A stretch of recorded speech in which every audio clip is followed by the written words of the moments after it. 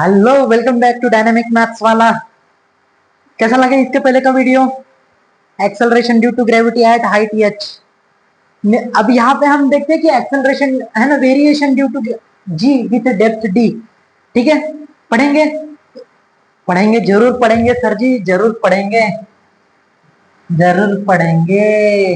अब देखना, इसके पहले में हमने हाँ हाइट एच के लिए क्या देखे थे कि अगर से कोई ऑब्जेक्ट है, इसको पोकेमॉन है, पोकेमॉन पोकेमॉन की शादी होगी।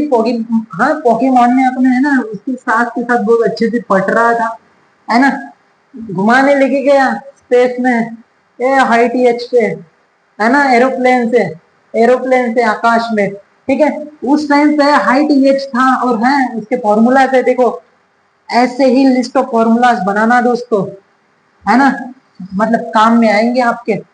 अब देखना, हाँ अब क्या हो गया, एक दो साल हो गए पोकेमोन की शादी को, है ना।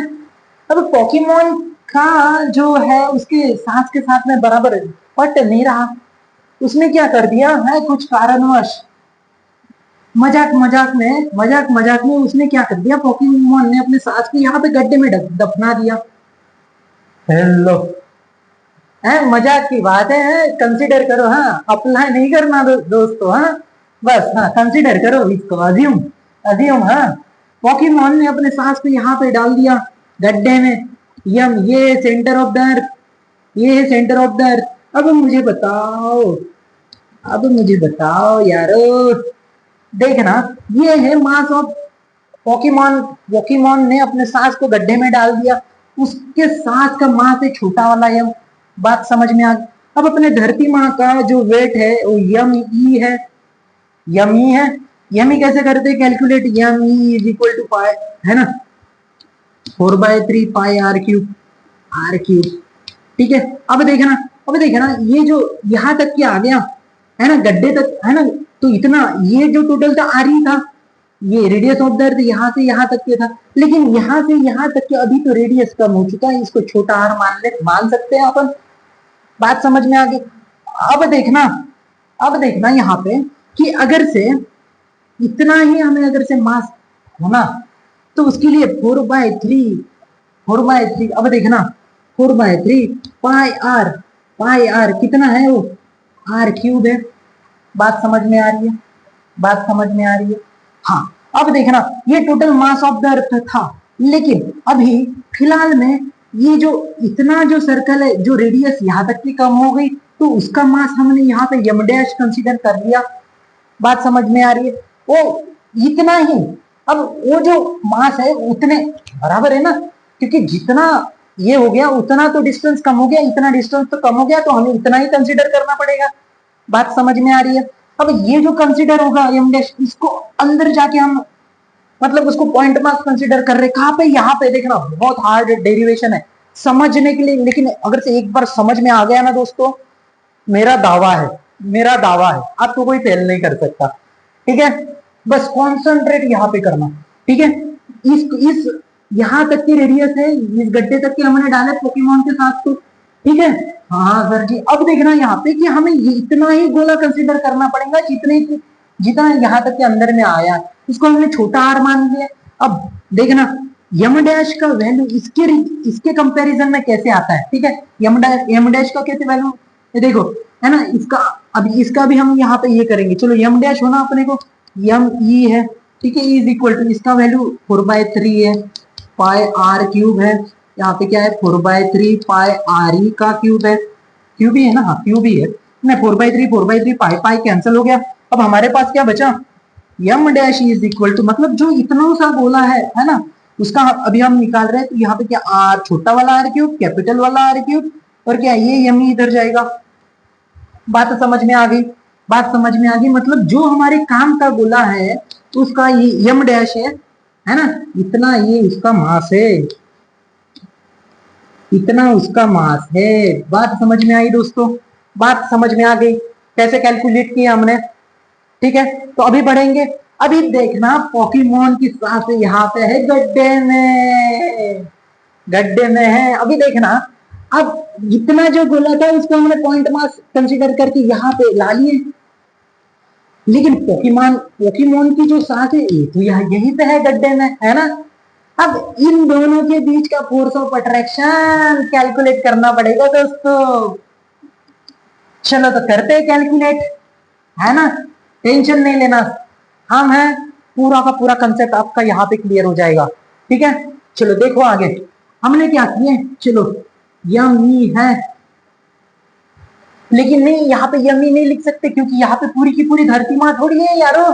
देखो यहाँ पे तो बस अपना इतना सा ही खोला है, यहाँ पे हम यम डैश लिखेंगे। बात समझ में आ गई, बात समझ में आ गई। अगर से ये बहुत हार्ड है ये डेरिवेशन, लेकिन बस थोड़ी सी समझ चाहिए यहाँ पे कि ये यम डैश और हाँ क्या लिख रहे हैं हम, किसके बीच में फोर्स ऑफ अट्रैक्शन हो रहा है। पूरे पूरे के पूरे गोले में अगर से हुआ रहता तो हमने यहाँ पे यम ही लिखे रहते। बात समझ में आ गई, बात समझ में आ गई। तो अभी हमने यम डैश क्यों लिखी ये बात समझ में आ गई। यहाँ पे छोटा वाला मास और अभी इनके बीच की दूरी कितनी है, कितनी दूरियां है, छोटा वाला आर। चलो लिख लो छोटा वाला आर, इसको क्या बोलते हैं, देखो देखो देखो देखो आर स्क्वायर लिखते हैं। चलो सर जी हो गया, हो गया। अभी देखते हैं, अभी लेकिन इसके ऊपर भी तो कुछ फोर्स लगेगा, यम और जी जी, लेकिन डेप्थ के लिए हम इसके लिए जीडी लिख देते हैं। हाँ सर जी, चलो ऊपर लिख लेते हैं यम है छोटा वाला मास, सांस पोकेमॉन के सांस के ऊपर का मास, उसके ऊपर गड्ढे में लग रही है acceleration due to gravity is equal to G M dash M upon R का स्क्वायर छोटा वाला आर। चलो जो सेम दिख रहा है काट लो काट लो काट लो, छोटा वाला यम कट हो गया। अब देखना यहाँ पे जी डी, छोटा वाला जी डी है ना, डेप्थ के लिए एक्सेलरेशन ड्यू टू ग्रेविटी है ये वाली। ठीक है, अभी यहाँ पे जी यम डैश है, यम डैश हाँ जी सर आर स्क्वायर। अभी यम डैश की वैल्यू हमने यहां से कुछ तो भी निकाली थी। बात समझे, बात समझे क्यों निकाली करके। अब बस पुट कर दियो। चलो सर जी पुट कर देंगे पुट। चलो आर स्क्वायर यहाँ पे क्या है यम डैश की value R cube upon capital वाला आर ही मतलब ये रेडियस ऑफ द अर्थ, और ये क्या है यम। ये बात समझ, अरे हमने तो इसकी वैल्यू पुट कर दी, इसकी वैल्यू पुट, अच्छा तो फिर यम इधर लिख देते हैं, कोई बात नहीं, है ना। अभी ध्यान में नहीं था, बस ये एम डैश की वैल्यू यहाँ पे पुट कर दी। ठीक है, अब देखना ये स्क्वायर है ये क्यूब है ना, एक बचेगा ऊपर।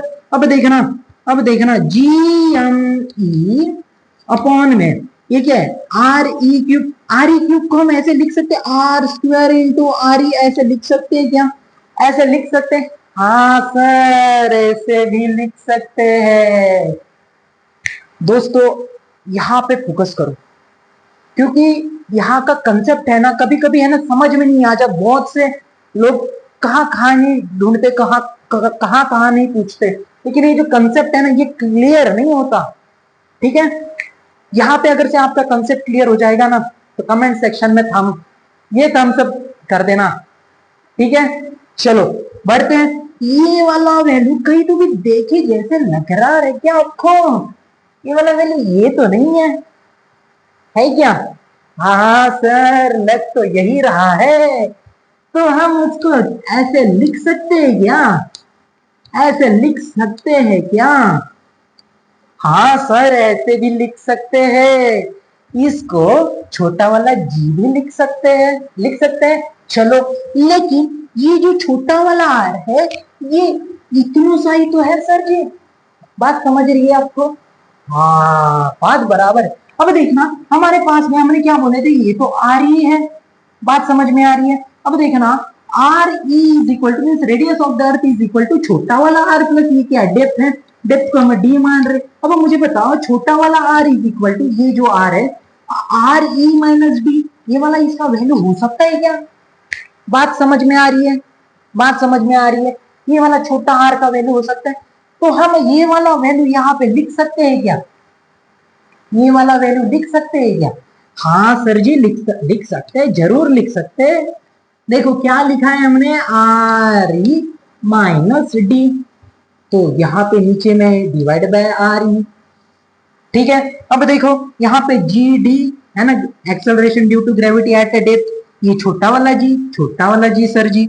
ये देखो आर को कैंसिल कर दिया हमने, 1 minus minus D upon R E. बात समझ में आ गई। और ये वाला नया वाला आपके लिए फॉर्मूला, बात समझ में आ गई दोस्तों। तो ये है आपका acceleration due to gravity at depth D. Pokemon की जो सांस यहाँ पे गड्ढे में गिरी है उसके ऊपर इतना वाला है ना gravity, acceleration due to gravity Pokemon के सांस के ऊपर यहाँ पे लग रही है। बात समझ में आ गई। तो लिख लो यहाँ पे G D is equal to छोटा वाला G into 1 minus D upon R E. बात समझ में आ गई दोस्तों। ये डेरिवेशन बहुत है ना, बहुत हार्ड है लेकिन बहुत इतना ही इंपॉर्टेंट है। ठीक है, आई होप आपका कंसेप्ट यहाँ पे क्लियर हो जाएगा। यहाँ पे क्लियर होना ही होना है। अगर से आपको पसंद में आ गया तो वीडियो को लाइक करो, चैनल को सब्सक्राइब करो। ठीक है, तो फिर मिलते हैं अगले वीडियो में, तब तक के लिए गुड बाय।